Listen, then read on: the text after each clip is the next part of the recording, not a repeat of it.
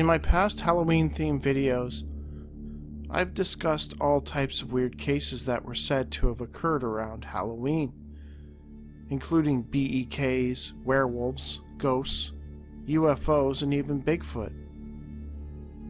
It's fascinating to think of how many strange and creepy things happen in that time of year, when being strange and creepy is part of the fun. In this video, I will be discussing a series of less than fun cases, all reported to have taken place around Halloween, in which witnesses were confronted by the paranormal and left terrified.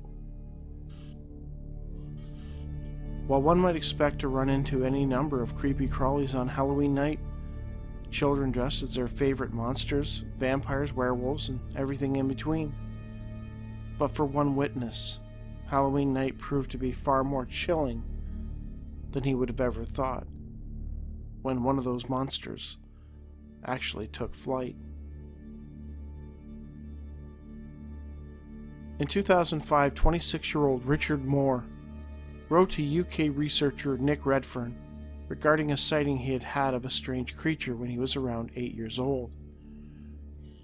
Redfern had forwarded Richard the email of another UK-based researcher, Jonathan Downs, who included said correspondence with Richard in a 2005 issue of his Animals and Men newsletter.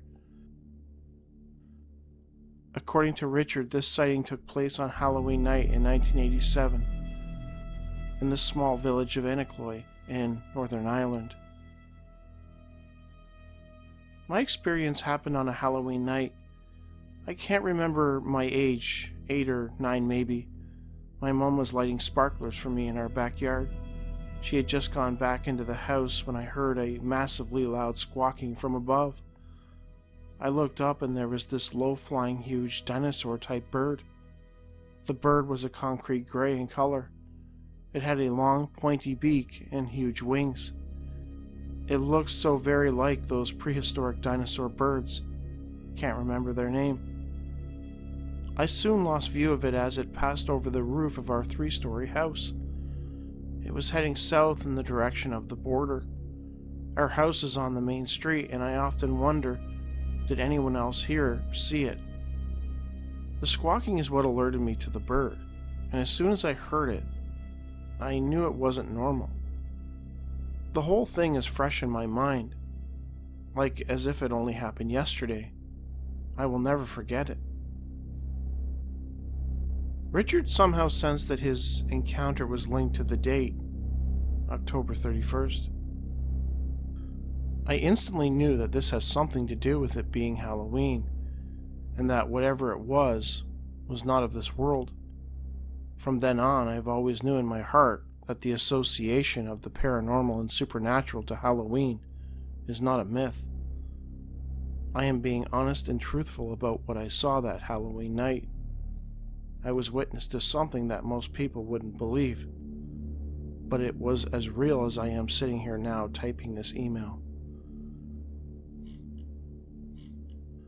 From winged creatures to strange objects, drivers on Halloween night should keep an eye to the sky. They might see something they can't explain. On Halloween night, October 31st, 2000, Miss Nitz, 42, of Bloomdale, Ohio, claims that she and several other people watched a strange egg-shaped object drifting ominously over some trees. Nitz had been making a delivery for Chuck's Pizza in Signet and had just gotten off the Signet exit of I-75 when she saw in a field something she will never forget. This black craft drifted out over the trees. It was sort of like an egg on its side with this weird blue-white glow at the back. It was about the size of 3 cars and had no wings, no wheels, no tail. It was perfectly silent. It was headed right over I-75, not very high off the ground, and it just hung there.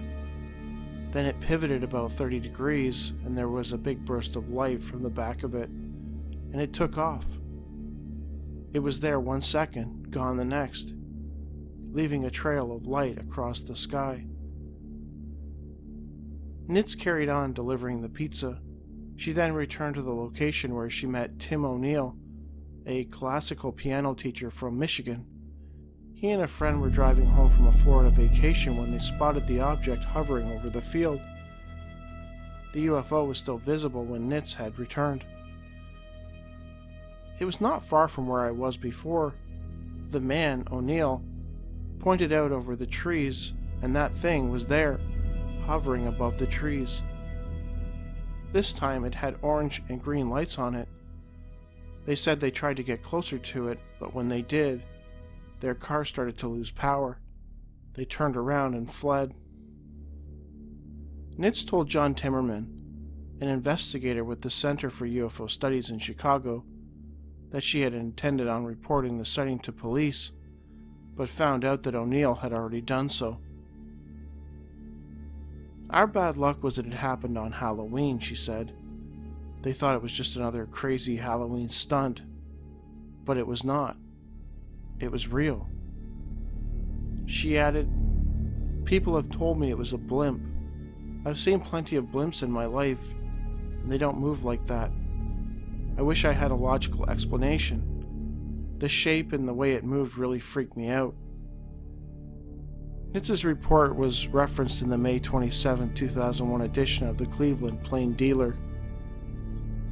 It remains unclear what she and the others saw that night.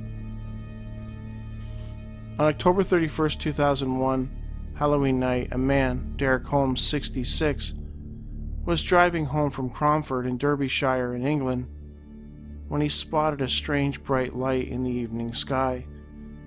It was around 10:30 p.m. Holmes was on Banal Moor, near the Salton Lane Junction, when he first glimpsed it. I thought to myself, good God, what is that? I could see this very big, bright white object. At first I thought it was a car coming from the other direction, but then realized it was not moving. I felt nervous. It was a peculiar feeling. I had read about UFOs thinking there must be some kind of simple explanation. As he drove nearer, he could make out that it was not a road vehicle, but a round, airborne object with curved edges. Slowing down, Holmes searched for a safe place to stop on that narrow road. He wanted to try and film it.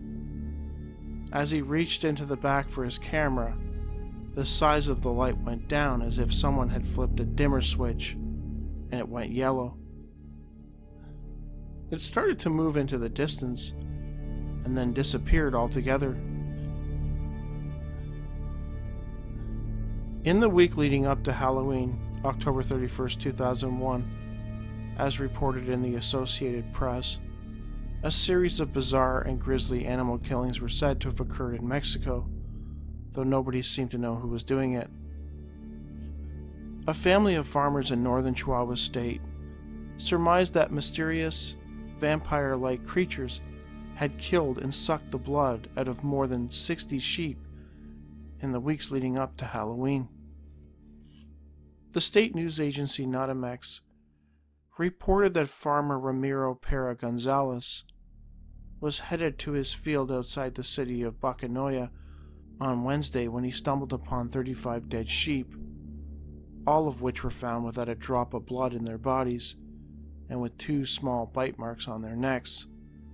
Gonzalez told police that the slayings were the work of the Chupacabras, or goat-suckers, a group of legendary beasts that have terrorized his family. Gonzalez said he heard dogs who normally sleep in his fields begin to howl exactly at midnight on Wednesday. A few minutes later, he heard the dogs running for their lives. "I thought it was probably a fox," Gonzalez told Notimex, adding that he might not have liked what he would have seen had he ventured outside to investigate. Gonzalez said Wednesday's attack marked the 3rd time the creatures had struck his family. The attack started on October 10th when Gonzalez's brother Francisco said he returned to his fields after lunch to find the lifeless bodies of 12 sheep and 1 pig. Then on the morning of October 25th, another relative, Martin Pera Orpanel, said he found 16 of his sheep dead and another 14 gravely injured. All had been bitten on the neck and mysteriously lost a lot of blood. Orpanel told this to the authorities.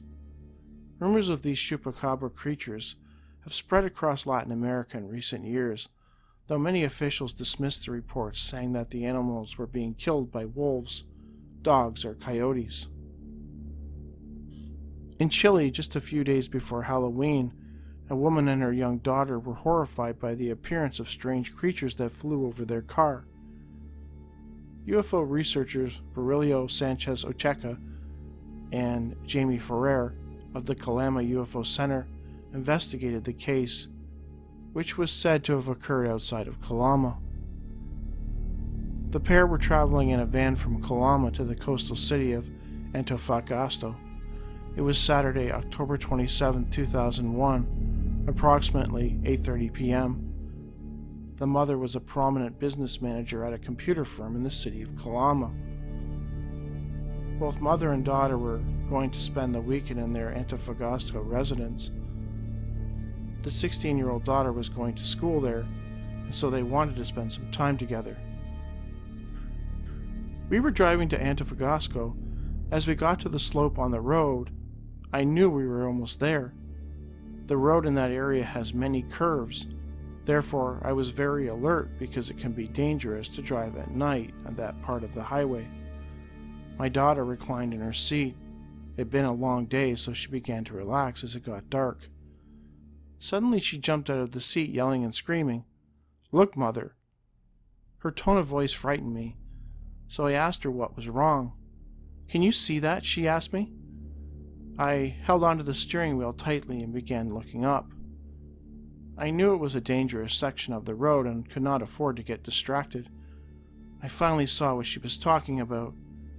It was a flock of flying creatures. There must have been about 20 of them. It was too dark to distinguish any physical aspects. They looked like shadows. All I could tell by looking up from the vehicle was that they were oval in shape and grayish in color. They were very fast and did not appear to fly a straight course. They were making wobbling movements in all directions.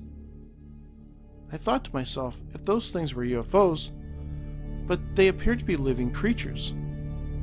I tilted my head towards the windshield and I noticed that they were traveling in a straight line. They were heading towards Calama. My daughter noticed that one of them got closer to our van. "I think it is looking at me, Mother," she said. We've never been so scared. I finally told my daughter to stop looking at them. She went into the back seat and began praying. I thank God for not losing control of the vehicle. I have to admit I was reluctant to come forward with this. One of my drivers told me before that he saw similar beings crossing the road in that area. At first I didn't believe him.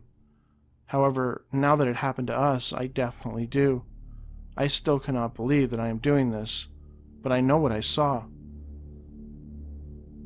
The Calama UFO Center in their report noted that they had received other reports from people over the years describing similar looking creatures. What they could be is anyone's guess. Another event that occurred on Halloween, October 31st, 1989, involved a hunter who encountered something very strange in the woods of Arizona. On that day, the witness, a 37-year-old tractor operator, was driving in a pickup with his two friends in the area of Cave Creek, about 7 miles north of the Carefree Highway and 2 to 3 miles east of 7th Street. They had intended on doing some deer hunting. When they arrived at their hunting camp, it was around 6:30 a.m., a little before sunup. They immediately set up their things and then headed out. The witness trudged through the forest, eventually arriving at, his words, a mountain. The sky was clear, there was no wind, and it was a cool 40 to 45 degrees, and it was still a little dark as he began his ascent. Going up the mountain, he encountered desert terrain, a few trees, and desert plants, a few of which stood about 8 to 10 feet tall. There was no water in the vicinity. He recalls that there were no natural sounds, which he found to be a little odd. As he climbed the mountain, he suddenly heard a high-pitched sound, so intense it brought him to his knees. It lasted 15 to 20 seconds. He looked up and saw a blinding white light, which changed to an orange-red light beam, approximately 2 feet in diameter or less. It was coming directly at him. It may have touched him, he does not remember, but he was forced to the ground on his stomach. Quote, like gravity became 10 times more powerful. He does not know how long he remained in that position. He then saw 3 shapes, quote, like people, standing about 4 to 5 feet from him. There was a tall one in the middle and 2 shorter ones on either side. They were foggy looking. He could not see the details of their shapes, only that they had rounded heads. The taller one was approximately 5 feet tall, and a head taller than the other 2. The people just stood there and did not move. He remained forced to the ground. He does not know if the light was still there. The witness was becoming increasingly more frightened with each passing second, and at one point he actually thought he should get his gun and try to shoot them. But they let him know that it would do no good. They did not speak to him in the normal way. The witness claims he heard those words very clearly in his mind. With that, he blacked out. That is the last thing he remembers about the experience. The witness eventually came to. Several hours had passed. He was lying down in the grass, wondering what he was doing there. He does not know if he awoke in the same place as where he blacked out, but he was certain it was in the vicinity. That's all he could recall. Also, his gun was not with him when he woke up. He was not carrying it when he returned to the truck. He claims that he arrived back at the vehicle around 11 a.m., and it took him about an hour to get down the mountain. The other 2 hunters joined him at the truck for lunch. At the time, he remembered nothing of what had happened, so he did not talk of his experience then or since to the other 2. They did talk of the missing gun, helped him look for it, but they did not find it. The witness noted that he felt as if he had been beaten up. His head was bleeding in 2 places, forehead and the back. He still bears a deep scar from the forehead wound. His cap was on his head. He does not remember seeing blood on the cap. His clothes were on, his jacket was buttoned, and nothing seemed out of place, except his gun. He has since gone back to the area several times to look for it, but he's never found it. It is unclear what happened to this man on that Halloween day. Anyways, that's the Halloween episode. I hope you guys enjoyed it, and I'll see you in the next video.